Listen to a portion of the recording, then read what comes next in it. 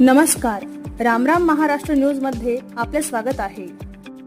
आज आपल्या महाराष्ट्रामध्ये दौंड असा एक नंबर आहे की ज्यांनी आयुष्यामध्ये या दौंड तालुक्यामध्ये शहरामध्ये नेते लोकांनी काय काय सुविधा केल्या।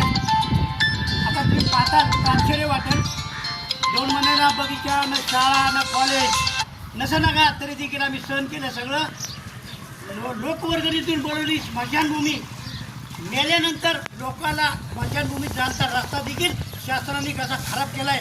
आपण जर पाहताल ते हात चिखल उचलून शासनाच्या डोक्यावर का टाकू नये मला सांगा बरं। आज स्मशानभूमीमध्ये मेल्यानंतर माणसाची मयत कुठून घेऊन जायची आणि एवढी घाणमध्ये आज आमचे सचिन कुलते म्हणायचे ते तालुका अध्यक्ष आणि स्मशानभूमीचे सर्व आज ही जो परिस्थिती त्याच्यावर येत असेल वाईट वाटतं। या गोष्टीचं लोकांच्या कष्टाचा मेहनतीचा पैसा आम्ही स्मशानभूमीत लावलेला आहे, स्वतः काही करत नाही। ज्यांनी केले त्याला सहकार्य करत आहे। आज 1.5 महिना त्या माणसाची तळमळ पाहिली मी। तो मला परवाशीच मानला मंत्री मी तुला उठणार नाही।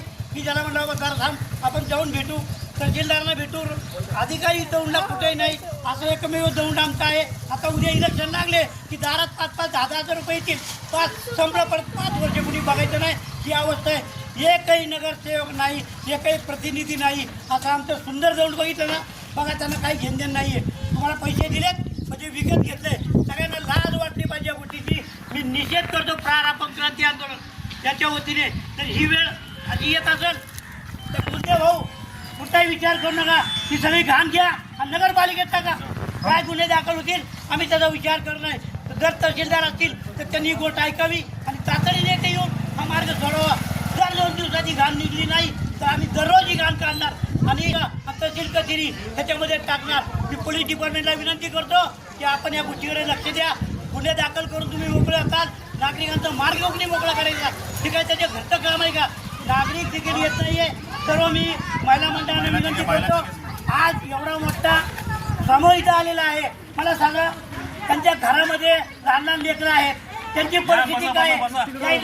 सांगा त्यांना। रोगराई काय झाली की दवाखाने रिकामे, सरकारी दवाखाना बंद। अशा परिस्थितीमध्ये जर अशी परिस्थिती निर्माण झाली असेल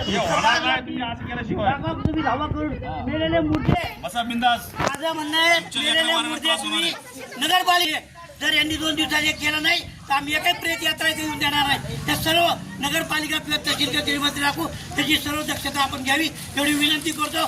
शासनाने तातडीने दखल घेतली नाही तर आम्ही 10-11 वाजता ही सगळी घाण नगरपालिका आणि तहसील कचेरीत टाकू। तुम्हाला काय गुन्हे दाखल करायचे ते करा, आम्हाला काही त्याची घेणदेण नाही। जर नागरिकांना सुविधा मिळत नसेल तर आपल्याला देखील त्या भाषेचा अधिकार नाही हे लक्षात ठेवायचं आहे। धन्यवाद सचिन भाऊ, मी त्यांना फोन करतो, जर आले तर आनंदाची गोष्ट, ना आले तर आपण असंच नगरपालिकेत जाऊ। सर्व महिला मंडळांना बहिणींना मी मनापासून विनंती करतो की आपली समस्या देखील आपण मांडा। तुम्ही कसे राहता इथं हेच मला कळत नाहीये, कशाला त्या मताला तुम्ही यांच्या मागं पळताय? पोर गरीब चांगला निवडून जाणार तुम्ही 5,000 घेऊन मोकळे होताय त्या पैशाकरता तुम्हाला ते मत विकत घेऊन तुम्हाला ऐका प्यायला पाणी पिण्याला काय आता लाजा वाटला पाहिजे यांना। स्वतःचे घर बघा कसे ठेवले त्यांनी। आम्ही मागं लागलो त्यांच्या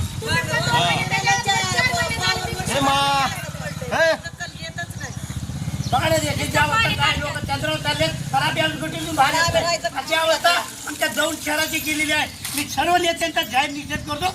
जर आपण 2 दिवसात विषय सोडला नाही तर आमची प्रार्थना देखील या कटरीमध्ये येईल। प्रेत यात्रा सगळ्यात स्मशानभूमीत न जाता म्युन्सिपाल्टी पुढे झाला म्हणजे यांच्या लक्षात येईल। अशाच नवनवीन बातम्या पाहण्यासाठी आमच्या YouTube चॅनलला सबस्क्राईब करा, फेसबुक आणि Instagram पेजला फॉलो करा।